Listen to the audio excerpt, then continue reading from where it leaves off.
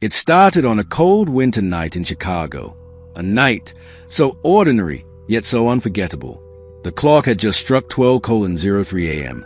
Streets were empty, the city asleep, and in that silence, something terrifying was about to unfold. A man, wearing a bright red dress and a shiny red mask, stepped out from a dark alley. His footsteps, slow, deliberate, echoing through the frozen air. At first glance, he looked almost theatrical, like someone dressed for a masquerade ball or a twisted carnival. But his presence carried a weight, a darkness that could freeze anyone's blood. They say killers have a certain aura. And this man, this figure, was worse. Because after that night, he would earn a name whispered in every corner of the city. The Red Demon. His first victim was an old man named Walter Hayes, 72 years old, a retired school principal who had spent his life teaching history. Walter was walking home after his usual late-night coffee at a nearby diner. He had no idea that in just minutes his name would be written in headlines as the beginning of a nightmare. Walter turned the corner near his street, the sound of his cane tapping against the pavement. And then he froze, because there he was, the figure in red, standing in the middle of the road, motionless, staring at him through that glossy mask. Walter hesitated. "Can I help you, son?" he called out, his voice trembling slightly. No answer, just silence, the kind of silence that screams louder than words. Then, slowly, the Red Demon tilted his head to one side, almost like he was studying Walter. And then, without warning, he rushed forward. The struggle lasted less than 2 minutes. When neighbors later reported hearing faint noises, it was already too late. Walter Hayes was found lifeless, lying in a pool of blood, his face covered with something bizarre, a symbol, drawn crudely with red marker right across his forehead. It looked like a smiley face, but distorted, exaggerated, like a child's drawing gone wrong. And just beneath it, the words, "See you next week." By morning, Chicago woke up to horror. News spread fast. An elderly man murdered in a ritualistic style. The mask, the dress, the symbol, and above all, the message. The media had a field day. Headlines screamed, "Red Demon stalks the streets." Chicago faces a killer in costume. People were terrified. Parents told their kids to stay inside after dark. The elderly, especially, felt like walking targets.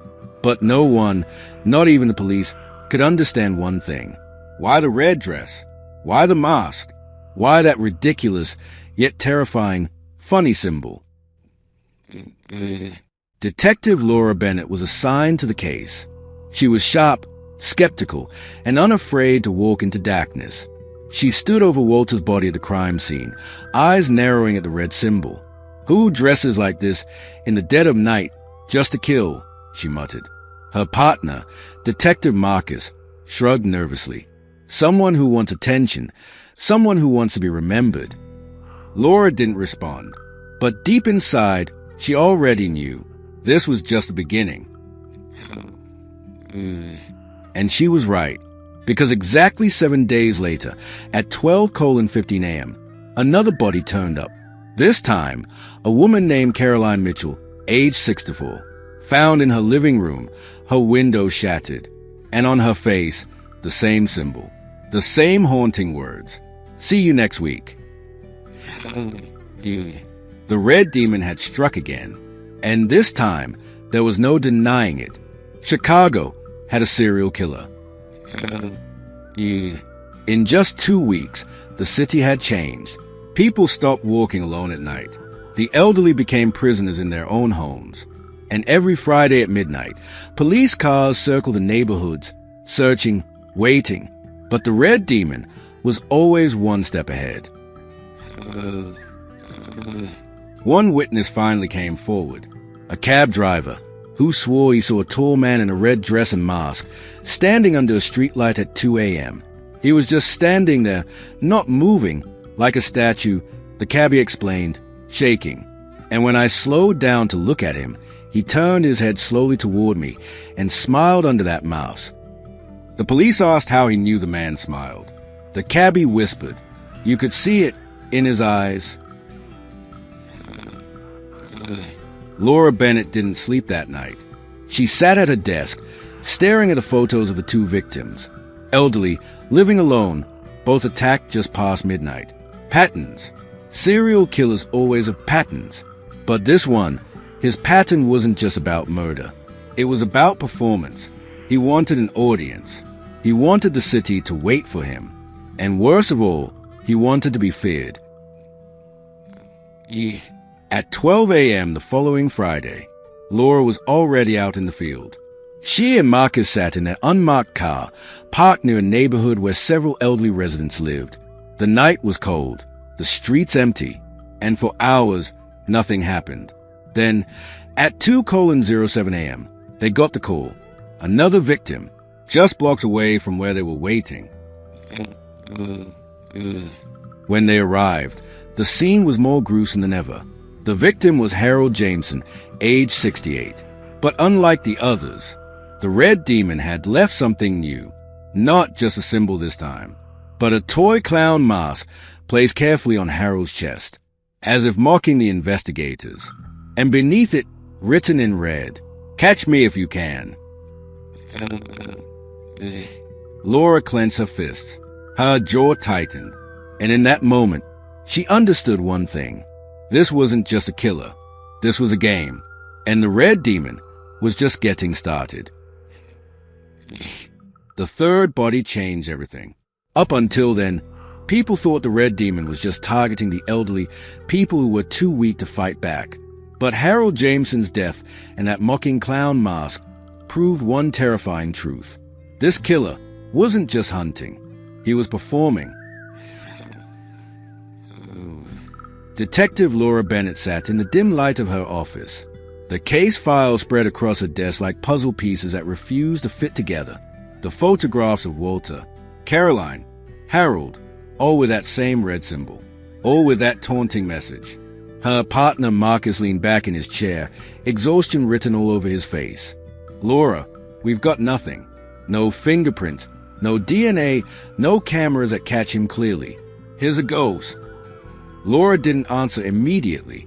She stared at Harold's file, her finger tracing the words "toy clown mask." Finally, she whispered, "He's not a ghost. He's a showman, and every showman makes mistakes." That night, Laura did something reckless. She ignored department protocol and went undercover. Wearing plain clothes, she walked the empty streets after midnight. No backup. No car following her. Just her and the freezing silence of Chicago at 2 a.m. Her breath fogged in the icy air, her hand resting on the grip of a concealed weapon. Every shadow looked suspicious. Every echo of footsteps made her pulse quicken. And then she saw it. At the far end of the street, under a flickering streetlight, a figure, red dress, red mask, standing perfectly still. The world seemed to freeze around her. For a moment, she thought her mind was playing tricks. But no, it was him, the Red Demon. Laura didn't move, didn't breathe. Her instinct screamed to draw her gun, but something told her to wait. The Red Demon tilted his head, just like witnesses had described. Slowly, mockingly, as if he recognized her, as if he was smiling behind that mask. Then he raised his hand, and in it, a small red marker. He slowly drew a circle in the air, as if sketching his twisted symbol. Laura's heart pounded in her chest. She reached for her weapon, but the second her hand touched it, he was gone. She ran forward, but the street was empty. No footsteps, no sound, as if he had dissolved into the night. When Marcus found her minutes later, she was standing under the streetlight, trembling with a mixture of rage and fear. "You saw him?" Marcus asked. Laura nodded slowly, her voice low, steady, but filled with fire. "Yes, and he saw me too." The murders didn't stop. Week after week, the city bled. Victim 4, Lydia Harper, 71. Symbol on her cheek. Message, smile for me. Victim 5, Frank Donovan, 65. Body found in a park bench. A red balloon tied to his wrist. Message, still watching. Victim 6, Eleanor Brooks, 80. Murdered inside her own locked home. The words painted on her mirror, see you next Friday. The media frenzy was unstoppable. Chicago lived in fear, and the killer had become a legend, whispered in bars, in schools, in homes. The Red Demon wasn't just a murderer now. He was a story, a ghost that haunted the city every Friday night. But then, something unusual happened. For the first time, someone survived. Her name was Margaret Lewis. She was 69, living alone in a quiet neighborhood. And on a cold Friday night, she heard the sound of glass breaking in her kitchen. When she turned, he was there, the red dress, the red mask. Margaret screamed. He lunged forward, but she grabbed the nearest thing at hand, a pair of scissors, and slashed at his arm. The Red Demon staggered back. He didn't scream, didn't curse. He just stood there, silent, watching her with those piercing eyes. Then, slowly, he raised his red marker and drew a quick symbol on her wall, before disappearing into the night. When police arrived, Margaret was hysterical, shaking, sobbing, her voice cracking as she repeated the same words over and over. I saw him. I saw his eyes. He wasn't human. Laura sat beside her, gently pressing. What did you see, Margaret? Anything at all? Margaret grabbed her wrist tightly, her nails digging into Laura's skin. Is enjoying this, every second of it. And his eyes, they were laughing at me. For the first time, they had proof the Red Demon could be hurt. A trail of blood smeared faintly on Margaret's kitchen counter. It was the first real lead they had. And yet, when it reached the lab, the results sent chills through everyone in the department, because the blood didn't match anyone in the system. No records, no matches, nothing. It was as if the Red Demon didn't exist. Laura stared at the report. Her stomach twisted. Her instinct screamed that this wasn't just a man. This was someone hiding in plain sight. Someone who blended in. Someone who could walk among them, unnoticed. Maybe even someone on the inside. That night, Laura couldn't sleep. Her mind replayed the moment she saw him under that streetlight. The way he tilted his head. The way he knew she was watching. And then she realized something. Every victim so far lived within 10 blocks of each other, and each crime scene was within walking distance of the police station itself. He wasn't hiding outside the system. He was hiding inside it. Her hand shook as she circled the map with her pen. Her voice barely a whisper. Oh my God, he's right here among us. And while she pieced the puzzle together, across town, the Red Demon sat in a darkened room, his red dress hanging from a hook, his mask resting on the table, and his injured arm carefully stitched with his own hand. On the wall in front of him, dozens of newspaper clippings, articles about his murders, photos of Laura Bennett. He tilted his head at her photo, and with a marker, he drew a crooked smile over her face. Then, beneath it, he wrote 3 chilling words. See you soon. Chicago didn't sleep anymore. The Red Demon had stolen that luxury. Every Friday, when the clock ticked past midnight, the whole city held its breath. And then another body would turn up, another mocking symbol, another reminder that the killer was still out there. Detective Laura Bennett stared at the murder board in her office. Pins and strings connected dozens of photos and notes. Victims, crime scenes, patterns. But there was one photo that stood out among the rest. Her own, pinned to the board by Marcus as a grim joke. Because the Red Demon wasn't just killing anymore. He was communicating. And his focus was her. Marcus entered with 2 coffees in hand. You look like you haven't slept in 3 days. Laura didn't take her eyes off the board. I haven't, and neither has he. You saw the blood report. Whoever this guy is, he's trained. He stitched himself up like a professional. He knows exactly how to stay invisible. Marcus set the coffee down. Maybe he's ex-military, or medical, or both. Laura shook her head slowly. No, it's more than that. He's inside the system, close enough to follow every move we make. He knows our response times, our patrol routes, our blind spots. He knows us. That night, she tested her theory. She ordered a decoy patrol, fake reports of disturbances across the city. Every single team was pulled into motion.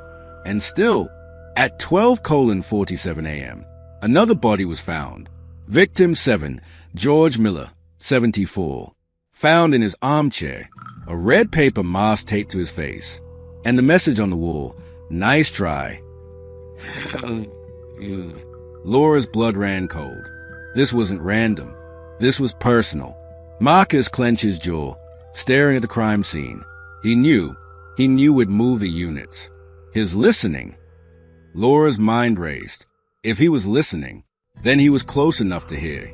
And suddenly, her eyes swept the crowd of officers outside the house. Every uniform, every face. Could it be one of them? Days passed.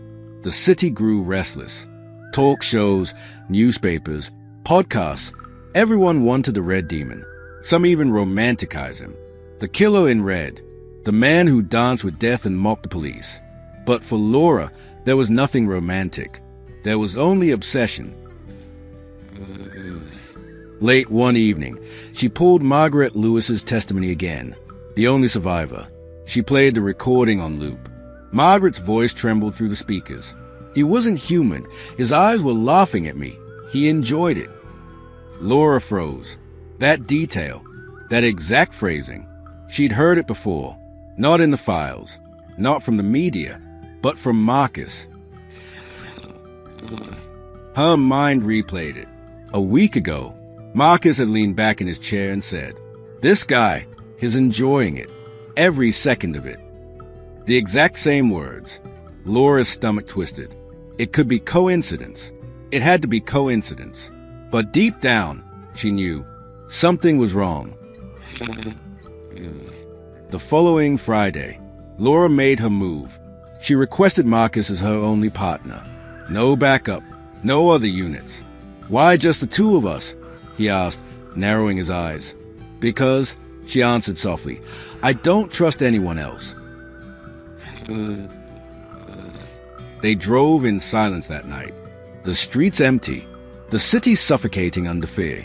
Laura's heart pounded as she glanced at Marcus, his hands on the wheel, his calm breathing, the way his eyes scanned the shadows. She thought of every case they'd worked together, every laugh they'd shared, every moment of trust. Could it all have been a mask? At 12:03 a.m., the call came in. Another sighting. A man in a red mask near the abandoned train station. Marcus hit the sirens. Laura's hand rested on her weapon. Her pulse quickened. When they arrived, the place was deserted. Dark, silent, empty, or so it seemed. They entered cautiously, their flashlights cutting through the dust. Every creak of the floor echoed like thunder. Laura whispered, "Stay close." But when she turned, Marcus was gone. "Marcus," her voice cracked. The beam of her flashlight shook in her trembling hand. No response. She moved deeper inside. The air grew colder, the silence heavier. And then, a sound. Slow, mocking, deliberate. Clap, clap, clap. Her heart stopped. The sound echoed through the train station, and out of the darkness, a figure emerged. Red dress, red mask, the Red Demon. Laura raised her gun instantly. "Freeze!" But the figure tilted its head, just like before, slow, mocking, and then in a voice low and distorted. "You're late, detective." Her finger trembled on the trigger, but before she could fire, another beam of light cut through the darkness. "Marcus, gun drawn. Laura, drop your weapon. That's not him." She froze. Two figures. Two voices. Her mind spun in panic. One of them was lying. The red demon chuckled softly, his voice echoing in the hollow station. "Go on, detective, choose. Which one of us do you trust?" Her pulse hammered in her ears. Her vision blurred with fear. Her world tilted on the edge of madness. Because in that moment, she realized something horrifying. They both moved the same way. Her breath caught in her throat. Her gun shook violently. And the truth clawed at her mind. What if there wasn't just one red demon? What if there were two? Laura's finger hovered on the trigger. Her eyes darted between Marcus and the figure in red. The echoes of their breaths filled the abandoned train station. The darkness pressing closer, and time felt like it had stopped. "Laura," Marcus's voice cracked, almost pleading. "It's me. You know me." But the red demon tilted his head, the red mask gleaming under her shaking flashlight. "Do you?" The distorted voice whispered. "Do you really know him?" Her chest rose and fell like a storm. Memories flooded her mind. Late-night coffee breaks with Marcus. The inside jokes. The small habits only partners notice. But then, the other memories came. The strange coincidences. The slip of words. The feeling that he was always too close.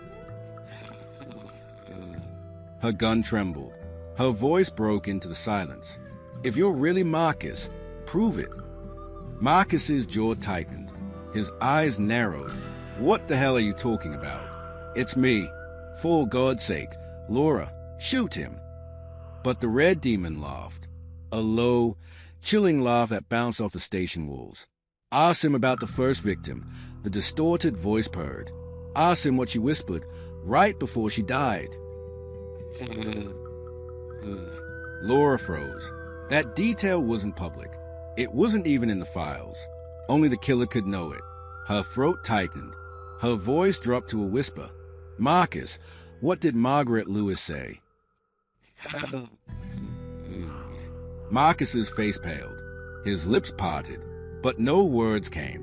Laura's heart pounded louder than the silence. She already knew the answer. The red demon stepped closer, dragging something across the concrete floor. A blooded pipe. "Tick-tock, detective, choose." Marcus suddenly lunged forward. "Laura, don't listen to him." But that movement, the way his shoulders shifted, the tilt of his head, it was the same as the man in red.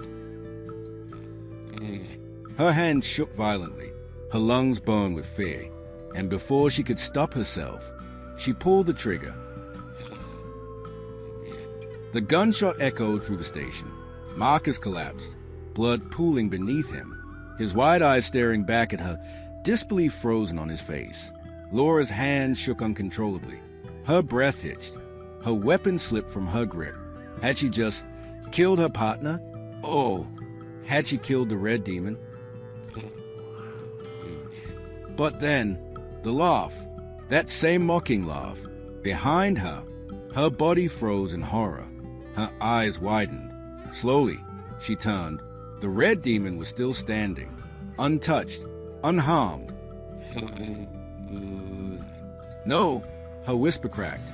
Her knees felt weak. Her world spiraled. Two of them. There were two. And now, Marcus's blood was on her hands. The red demon stepped closer. "Beautiful shot. Detective, you just solved half the puzzle." Her voice broke, rage clawing through her fear. Why? Why the old people? Why the masks? Why him? The red demon tilted his head. "You'll find out soon enough. But first, we play." Before she could move, the red demon threw something to the ground. A flashbang. Light. Sound. Chaos. Laura stumbled back, clutching her ears, her vision burning white. By the time she regained focus, the red demon was gone. Hours later, she sat alone in her car, hands still stained with Marcus's blood. The city outside was waking to another nightmare. Headlines were already being drafted. Cop killed in red demon standoff. Detective Bennett under investigation. She was trapped. Damned if she did. Damned if she didn't. But deep inside, one truth remained. The game wasn't over. It was only just beginning. Because if there were 2 red demons, how many more could there be? The following morning, Laura was summoned. Her chief's office was crowded with brass. Suspended badge, pending charges, whispers of betrayal. But Laura kept her silence. She knew the truth, and the truth was far more terrifying than anything they could imagine. That night, she opened Marcus's locker at the precinct. Empty, except for one thing, a red mask. Her blood turned to ice. Her lungs tightened. The truth was undeniable now. Marcus wasn't just her partner. He was one of them, and she had killed him. But if Marcus was one red demon, who was the other? Her phone buzzed. Unknown number. She answered. Silence at first. Then a distorted voice. Friday, midnight. You and me. Don't be late this time. Detective. The call ended. Her hands shook as she lowered the phone. Her heart thundered against her ribs. Her mind screamed with questions. But one thing was certain. The red demon wasn't done with her. Not even close. The city lights blurred as Laura drove aimlessly through the midnight streets. Her mind, broken between grief and rage. Marcus, her partner, her friend, gone. But the truth was worse. He hadn't just been her partner. He had been one of them. One of the red demons. Every stoplight felt like a trap. Every shadow in the alleys looked like a mask staring back at her. Her hands gripped the steering wheel so tight her knuckles turned white. Her phone buzzed again. Another text. Same unknown number. You have until Friday. Fail, and another will die. Her stomach turned. Her breath caught. She slammed the phone down on the passenger seat, her chest burning with anger. She couldn't let this continue. Not anymore. The next morning, Laura returned to the precinct. Suspended or not, she had a keycard, and she needed answers. The building was quiet at dawn. The smell of burnt coffee lingered in the halls. Her footsteps echoed, each one heavier than the last. Marcus's desk. She hadn't touched it since the night she pulled the trigger. But now, she forced herself. Top drawer, empty. Second drawer, old reports. Third drawer. Her fingers froze. Inside was a small notebook, red leather cover, the same shade as a mask. Her heart pounded as she flipped it open. Names, dates, locations, victims. Every single victim of the red demon was listed here before they died. Her breath hitched. Tears pricked her eyes. Marcus wasn't just involved. He had been orchestrating it. But then she saw something that made her blood run cold. At the very bottom of the list, a new name. Detective Laura Bennett, Friday, midnight. Her knees went weak.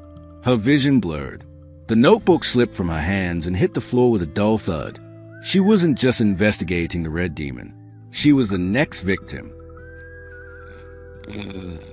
Laura staggered back, her chest heaving. The walls of the precinct seemed to close in around her.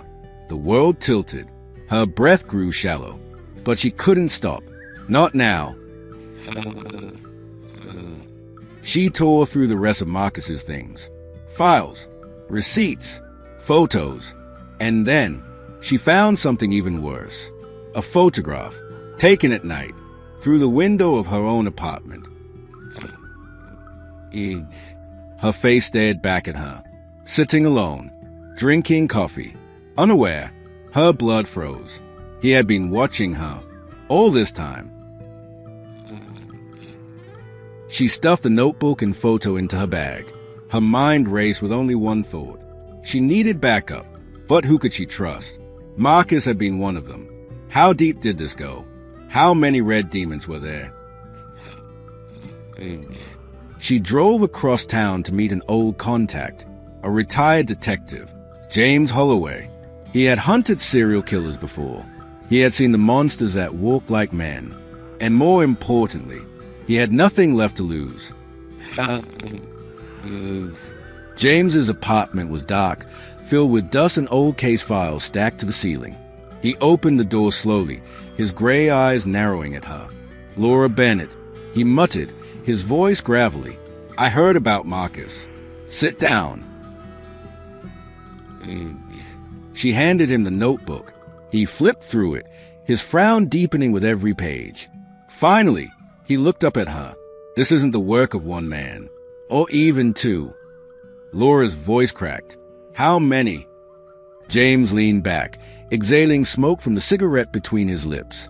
From what I can see, at least 6. Her stomach dropped. The room tilted.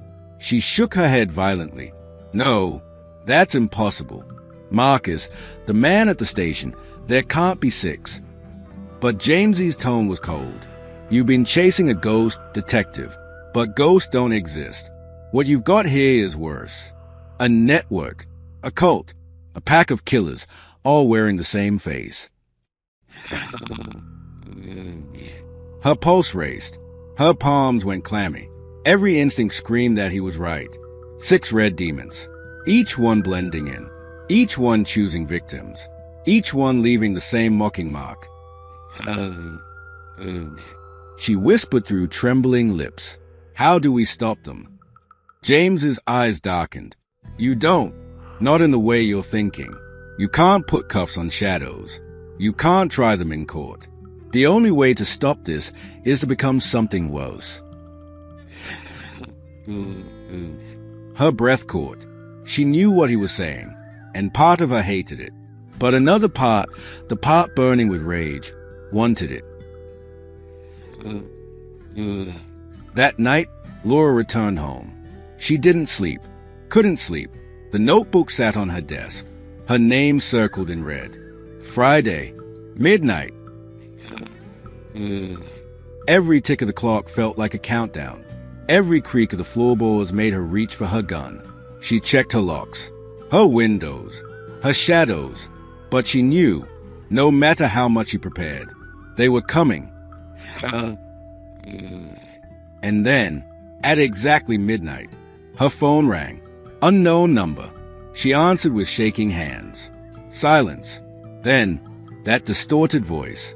Ready or not, detective, it's your turn. She dropped the phone. Her pulse roared in her ears.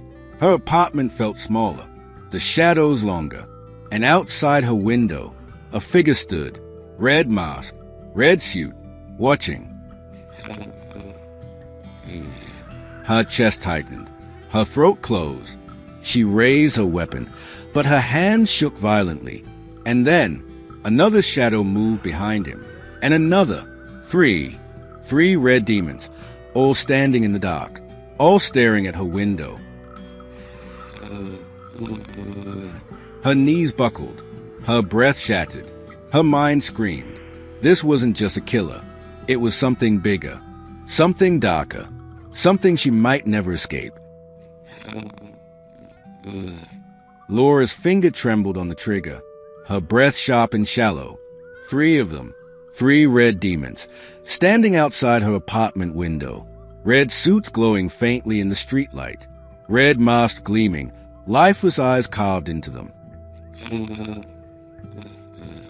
She wanted to scream, wanted to run, but her body wouldn't move. It was like her legs had turned to stone. One of the demons tilted his head slowly, as if mocking her fear. The funny symbol painted on his mask twisted into the glow of the night. And then they started walking, step by step. Not fast, not slow, just deliberate, like they knew she couldn't stop them. Laura stumbled backward from the window, her chest heaving. Her gun rattled in her grip. She aimed, fired. Crack! The glass shattered. The figure outside jolted, but then straightened, untouched. Her heart sank.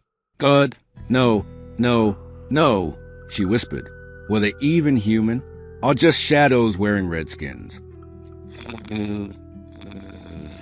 She turned and ran. Her apartment suddenly felt like a coffin. Every corner dark, every hallway a trap. She grabbed her bag, stuffed a notebook and photo inside, and bolted for the door. But the moment she opened it, a hand in a red glove reached through the crack.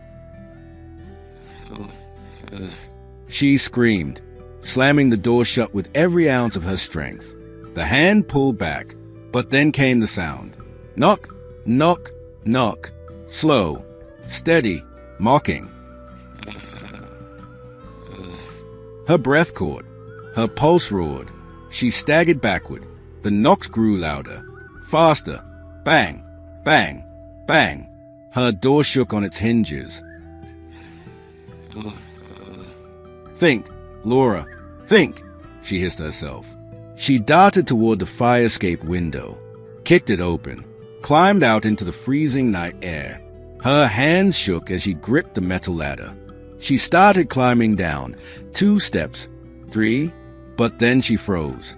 Another red demon stood at the bottom. His mask tilted up, eyes locked on her, silent, still, her throat closed. She scrambled back up the ladder, her boots clanging against the metal, her breath ragged. Behind her, the door to her apartment burst open. The sound of wood splintering echoed into the alley. They were inside. She ran across the rooftop, her heart pounding against her ribs. The city stretched out around her, cold and uncaring. But behind her, the sound of footsteps, more than one. She didn't look back. Couldn't. She just kept running. Her lungs screamed. Her legs ached. But the footsteps never faded. She leapt across to the next building, barely catching herself on the ledge. Her palms scraped raw, blood smeared against the concrete. She pulled herself up, gasping, trembling. And then she heard it. Laughter. It wasn't human laughter. It was distorted, echoing, like a broken recording playing from somewhere deep inside the masks. Her stomach twisted. Her head spun. She ducked behind a ventilation unit, pressing her back against the cold metal. Her chest rose and fell rapidly. She gripped her gun with both hands. The footsteps stopped. Silence fell over the rooftop. She held her breath. 1 second, 2, 3. Then, a shadow passed across the vent. She fired. Crack! The bullet hit metal. Sparks flew. No scream. No body. God help me, she whispered. Her hands shook uncontrollably. Her teeth chattered, not from the cold, but from fear. And then her phone buzzed. She almost dropped it, fumbled it open with slippery fingers. A new message. Run as much as you want. Detective, but you'll never leave this game. Her chest tightened. Her eyes darted across the rooftop. Game. It was all a game to them. The killings, the symbols, the laughter, a twisted performance. She staggered to her feet. She couldn't stay here. She had to reach James. He was the only one who might understand. She forced her body forward, down the stairwell of the building, her steps echoing in the narrow concrete space. her gun raised. Every shadow felt alive. She burst out into the street, breath steaming in the cold night. Cars roared past. Normal people, unaware of the monsters stalking their city. She waved frantically at a cab. One pulled over. "Drive. Just drive," she screamed, throwing herself into the back seat. The cabbie stared at her through the mirror, his eyes unusually dark, unblinking. Her chest tightened. She clutched her gun under her jacket, trying to calm herself. But then she noticed his hands on the wheel, gloved, red. Her throat went dry. Her heart dropped into her stomach. Slowly, she leaned toward the door handle. The cabbie's lips curved into a smile in the mirror. And then he whispered, "Friday's coming." She didn't wait. She kicked the door open and rolled onto the street. The cab screeched, swerving, then sped away. Her body ached from the fall. Her palms scraped raw again. But she was alive. For now. She limped through the streets until finally, she reached James Holloway's apartment. Her knuckles banged against the door desperately. It opened. James stood there, cigarette dangling from his mouth, eyes narrowing at her. "Jesus Christ, Bennett, you look like hell." She shoved past him, slamming the door shut. Her whole body shook. "They're everywhere, James, everywhere. I saw 3 of them outside my place, one in the cab. Her voice cracked. Tears finally spilled down her face. "I don't think I can survive this." Jamesy's jaw tightened. He stubbed out his cigarette and stepped closer. "Listen to me, Bennett. You can't think like that. They want you to break. That's how they win. But if they put your name in that book, it means you're closer than anyone else has ever been." She looked up, trembling. "What are you saying?" James leaned in, his voice low, gravelly. "I'm saying, maybe you don't run from the game. Maybe you play it." Her heart stopped. The air felt colder. Her pulse quickened again. Play the game? With killers dressed as demons? But somewhere deep inside her chest, she knew that might be the only way to survive. The room was silent, except for Laura's ragged breathing. James Holloway leaned against the table, staring at her with eyes that had seen too much. His cigarette smoke curled lazily toward the ceiling. But there was no calm in him, only something darker. Laura wiped a tear from her face with the back of a trembling hand. She still clutched her gun as if letting go meant death. Finally, she whispered, "James, what do you mean, play the game?" James's lips curled into a bitter half-smile. He walked slowly to his old filing cabinet, opened the bottom drawer, and pulled out a folder. He tossed it onto the table. Inside, photos, dozens, scenes of bodies, all marked with a red demon's mocking symbol. "I've been chasing these bastards longer than you know," James muttered. "Long before you ever got assigned to the case. But chasing them the way we do, paperwork, procedures, stakeouts, it's useless. They are ahead of us. Always have been." He leaned closer, his eyes sharp.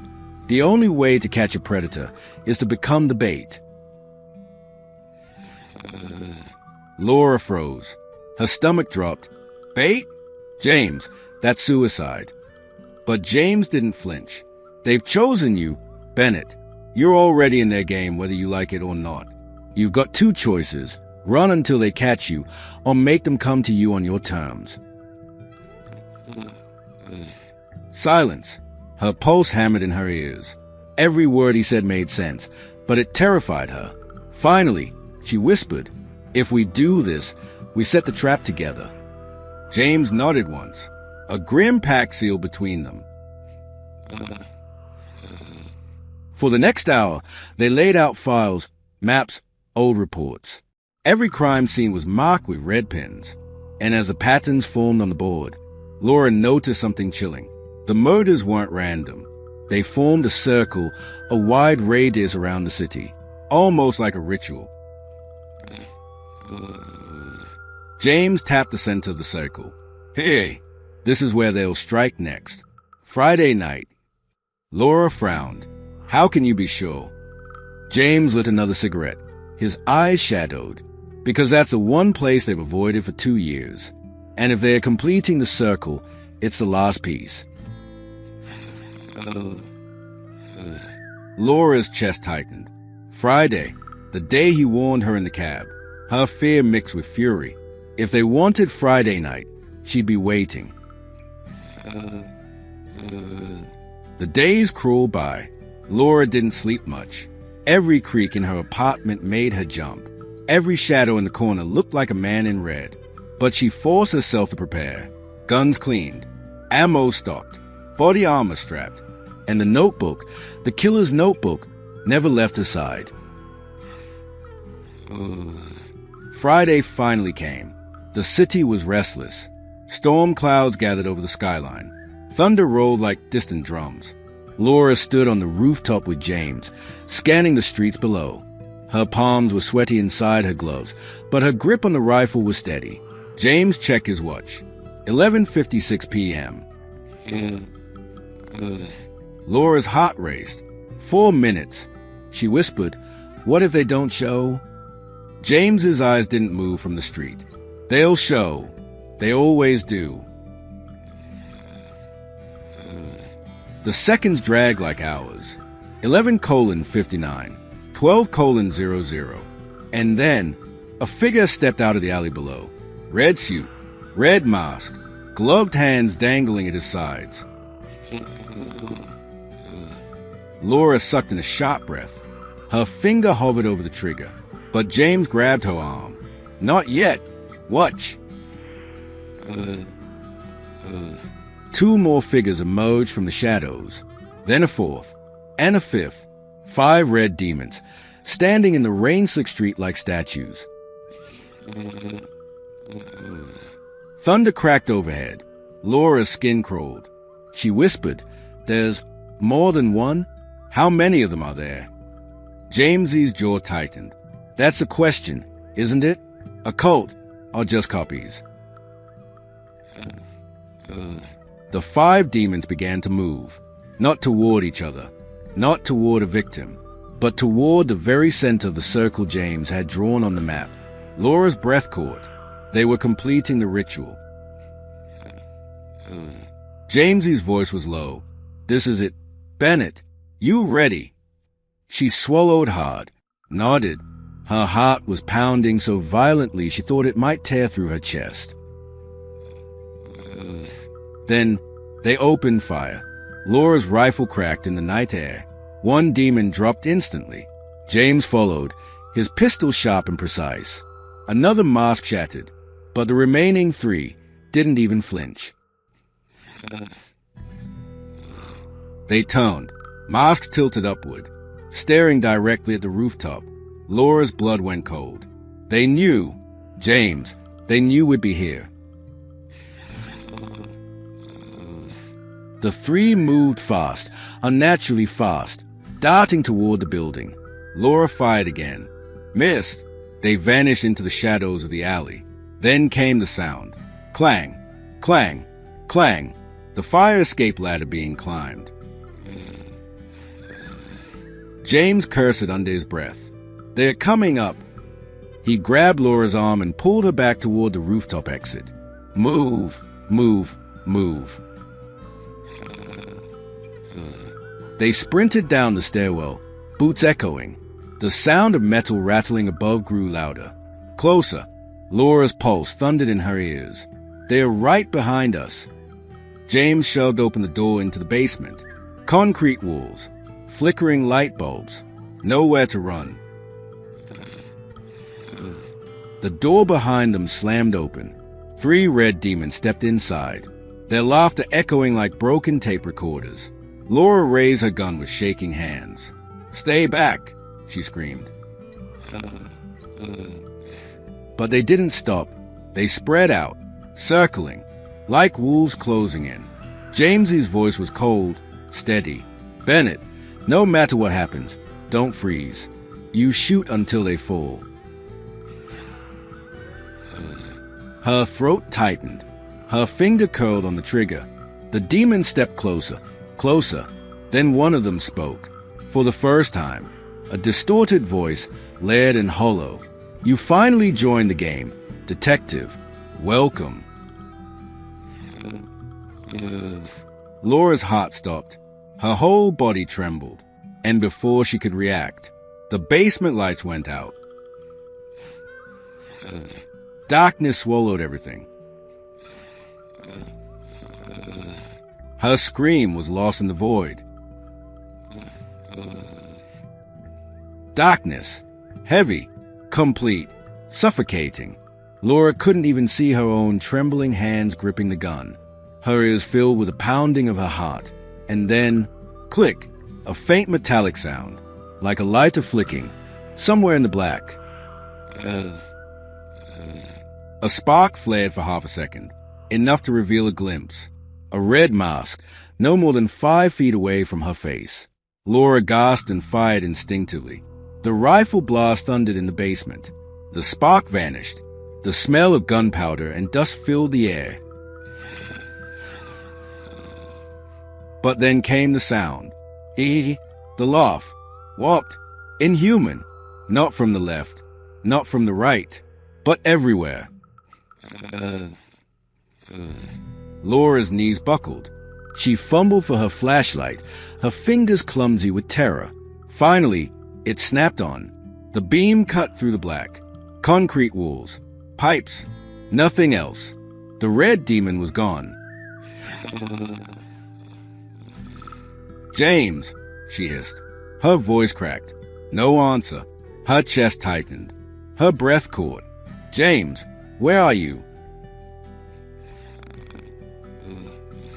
Then, a hand grabbed her shoulder. Laura whipped around with a scream. Gun raised. It was James. His face pale in the flashlight beam. His lips pressed tight. Keep it together, Bennett. That's what they want. Fear makes you sloppy. Her body shook, but she nodded. James stepped in front of her, gun steady in both hands. We move. Don't stop. No matter what. They edged deeper into the basement. Pipes hissed above them. Water dripped steadily, echoing like footsteps. Every sound twisted Laura's nerves tighter and tighter. Then, a soft scrape. Metal against concrete. The beam swung left. A red mask. Hanging on the wall. Laura's stomach dropped. What the hell?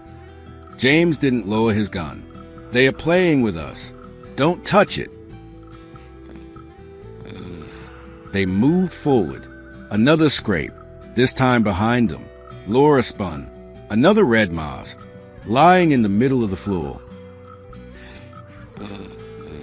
Her breath quickened. James, how many are down here? Jamesy's jaw tightened. Too many. Suddenly, the flashlight flickered. Once, twice, then died. Total darkness again. Laura's panic spiked. She smacked the light with her palm. Nothing. Then, a whisper, right beside her ear. Smile for the game. Laura shrieked and fired. The muzzle flash lit the room for a split second. A figure in red inches away. Then gone.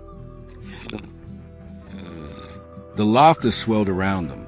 Distorted, overlapping voices. Male, female, dozens at once. Laura clutched her rifle like a lifeline. This isn't possible. Jamesy's voice cut through the madness. It is possible. They're real, and they're here. Suddenly, emergency lights flickered on overhead. Dim red bulbs bathing the basement in a blood-colored glow. And that's when Laura saw them. Not 3, not 5, But 12 figures, all in red suits, all in red masks, lined along the far wall like a grotesque army. Laura's throat closed. Oh my God! The figures didn't move, didn't speak, just stood there, perfectly still, like mannequins, or statues. James whispered, "Don't let them corner us. Back up, slow." They took one step back, then another, and that's when the front row of masks tilted in unison, straight at them. Then, as one, the 12 figures raised their right hands. Each hand held something small, white. Laura squinted through the crimson haze. Not weapons, not knives, but paper. The red demons dropped the papers onto the floor. The basement filled with a sound of fluttering sheets. Dozens, maybe hundreds, falling at once. They scattered across the ground like snow. Laura bent slowly, her rifle still trained. She picked one up. Her blood turned to ice. It was a picture, a surveillance photo of her leaving her apartment 2 weeks ago. Another, her jogging in the park. Another, sitting alone in her car. Her knees weakened. Her voice cracked. "They've been watching me." James's eyes darkened. "They've been watching all of us." He bent down, picked up a sheet. His jaw clenched. It was his picture. The demons laughed again, mocking, chaotic, and then the red lights cut out. Darkness again. Gunfire erupted. Laura screamed. Muzzles flashed in the pitch black. Figures darted like shadows. Laura fired wildly, her ears ringing. She heard James cursing beside her, returning fire. The laughter never stopped. Finally, the shooting ceased. Laura's gun clicked empty. Her body trembled. She gasped in the dark. And then, a single emergency light flickered back on. Laura looked around. The floor was littered with bullet casings, but empty. The demons were gone. Every last one. James stood rigid, gun still raised, his chest heaving. Laura collapsed against the wall, clutching her head. "This isn't a killer. James, this is a cult. A whole goddamn cult." James didn't move, didn't speak. Finally, he whispered, almost to himself, "They wanted us here tonight. This was never about killing us. It was about showing us." Laura's skin crawled. "Showing us what?" James toned, his face pale under the faint glow. "That we're already in their circle. That it's only a matter of time." The red light buzzed above them. And then, a sound came from the far corner of the basement. Slow, steady, deliberate. Clap, clap, clap. Laura's blood froze. She raised her empty gun instinctively, but it didn't matter. From the shadows, a single red demon stepped forward. Unlike the others, his mask was carved, detailed, smiling, and he spoke with a voice clear and human. "Detective Bennett, Detective Holloway, you finally joined the circle. Welcome home." Laura's scream caught in her throat. Her whole body shook. The smiling mask leaned closer into the faint light, and then the basement lights exploded into white. Laura shielded her eyes. When her vision cleared, the demon was gone. Only silence remained. Silence. That was the cruelest part. No laughter, no footsteps, no whispers, just silence. Laura and James stood frozen in the basement, guns raised but useless. Minds spinning, hearts racing. Laura's throat was dry. Her words cracked out in a whisper. "James, what just happened? Where did they go?" James didn't answer at first. His eyes scanned the room, searching for movement. Finally, his voice came low and sharp. "They let us go." Laura's head snapped toward him. "Let us go? What the hell does that mean?" James's gaze hardened. "It means," this was a warning, not a fight. "We weren't meant to stop them tonight. They wanted us to see, to feel." Laura's stomach knotted. To feel what? James's voice dropped lower. To feel powerless. The word hung heavy in the air. Powerless. Laura hated how much truth it carried. She clenched her jaw, forcing down the fear. But deep inside, she knew James was right. The next morning, the precinct was chaos. Detectives swarmed the case room. Photos of the crime scenes, the symbols, the red masks, all spread across the boards. Coffee cups piled up. No one had slept. Laura stood at the evidence table, staring at the photographs they had collected from the basement. Her own face, her own life, captured without her knowing. Every picture made her skin crawl. She whispered, almost to herself, "They've been watching us for years." James stepped beside her, slamming down a file. And not just us. He opened the folder. Inside were dozens more photos. Victims, families, random people across the city. Laura flipped through them with shaking hands. Hundreds of people. Why? What's the point? James's jaw tightened. They are building something. An archive. A list. Laura's voice cracked. A list for what? James didn't answer. That night, Laura couldn't sleep. She sat on her couch in the dark, curtains closed tight. Every creak of her apartment made her flinch. Every car horn outside felt like a signal. And then, a sound.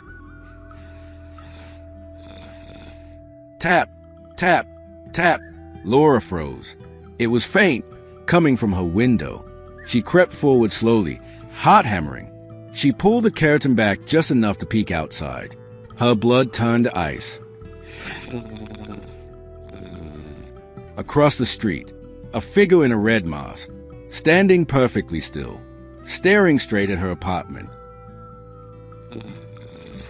Laura stumbled back, her hand over her mouth. Her breathing turned ragged. She grabbed her phone, dialing James with shaking fingers. He picked up on the second ring. "Laura, what is it?" Her voice cracked. "Is he outside my place, just standing there?" James's tone sharpened. "Stay away from the windows. Lock every door. I'm on my way." The call ended. Laura's hands shook as she bolted her front door. She backed into the living room, gun raised. Minutes crawled by. She peeked out again. The figure was gone. Her stomach churned. Had she imagined it? Was fear driving her insane? And then, tap, tap, tap, this time at the back door. Laura spun around, gun aimed. She crept toward the kitchen. Her pulse pounded in her ears. She reached the back door. Her breath caught. On the glass, drawn in red lipstick, a smiley face. Her scream tore through the silence. She fired at the glass, shattering it, but the yard outside was empty. That's when her front door burst open. Laura whipped around, gun raised. It was James. He froze at the sight of the shattered glass, the lipstick smile, Laura trembling in the middle of the kitchen. His face darkened. They're not just following us anymore. They're inside the game now. With us. Laura's voice shook. They're everywhere, James. I don't know how to stop this.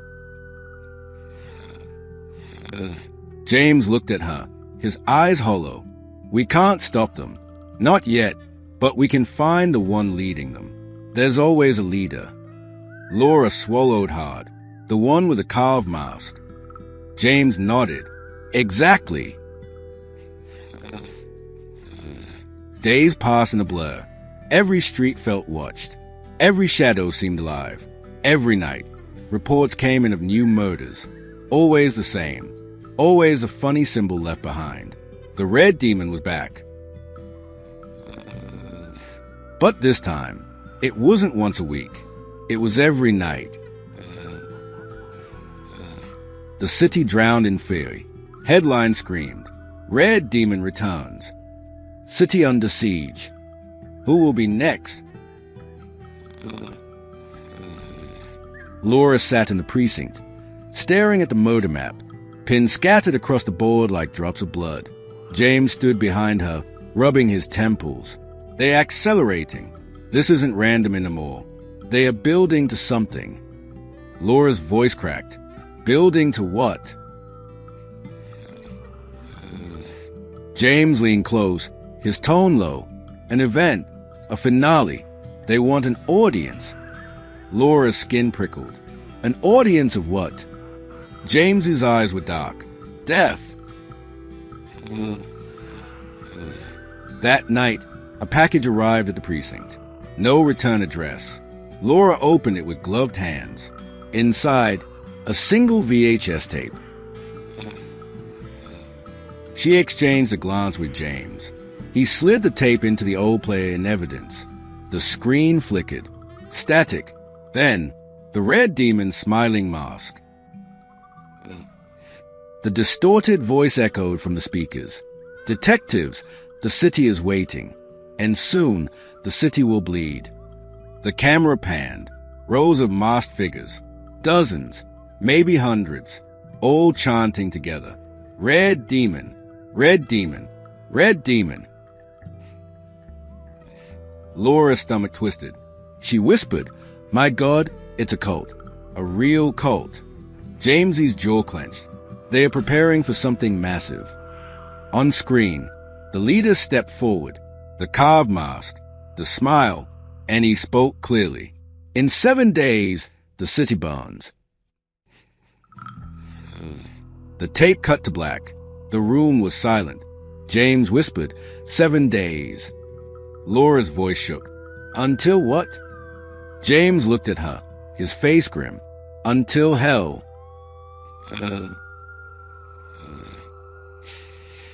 7 days. That's what the Red Demon promised. 7 days until the city burned. And now, only 1 day remained. Laura sat in the precinct, staring at the board. Her hands trembled. Her eyes burned. Every lead, every suspect. Nothing. The Red Demon wasn't a man anymore. He was a shadow, a movement. James rushed in, holding a file. Another murder last night. Same symbol. But this time, he laid the photo on the table. The victim wore a red mask. Laura's voice cracked. They are multiplying. That night, the answer came to them. James whispered, "The stadium. It's the only place big enough for what is planning." Laura's stomach dropped. The abandoned East Side Stadium. Dark. Empty. Perfect. When they entered, they heard it, chanting, low at first, then deafening. "Red Demon, Red Demon." They stepped onto the field and froze.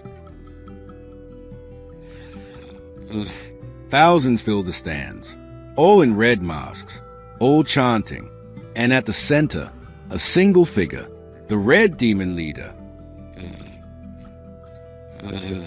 His voice thundered, "Tonight, the city dies, and we are reborn." The crowd roared. Laura whispered, "We can't stop them all." Jamesy's jaw tightened. "Then we stop him." They pushed through chaos, gunfire, screams. The stadium shook with madness. Finally, they reached the center. The Red Demon turned slowly and lifted his mask. Laura froze. It was Captain Harris, their captain, their mentor. He smiled. Who else knew every step you'd take? Rage consumed James. You murdered innocent people. Harris's grin widened. They were sacrifices. Tonight, you joined them. He lunged, blade flashing. The fight was brutal. Steel clashed. Gunfire roared. Laura's shot finally landed. Harris staggered, blood soaking his coat. Still, he laughed. You think this ends? The red demon isn't a man. He's an idea. Laura aimed once more. Her voice shook. Then ideas can bleed too. The bullet struck his chest. Harris collapsed. The chanting stopped. The masks turned toward them, silent. One by one, they walked away. No words, no screams, just silence. James gasped, clutching his side. It's over. Laura stared at the mask lying in blood. Her whisper was hollow. No, it's not. Weeks later, the city called it victory. Red demon dead. City safe. But Laura knew better. One night, walking home, she heard it. Tap, tap, tap. Her chest tightened. She turned and froze. In the shadows, a figure, red coat, red mask, watching. She blinked, and it was gone. Only darkness remained. Her whisper cracked in the night. It will never be over. And somewhere in the distance, soft laughter echoed.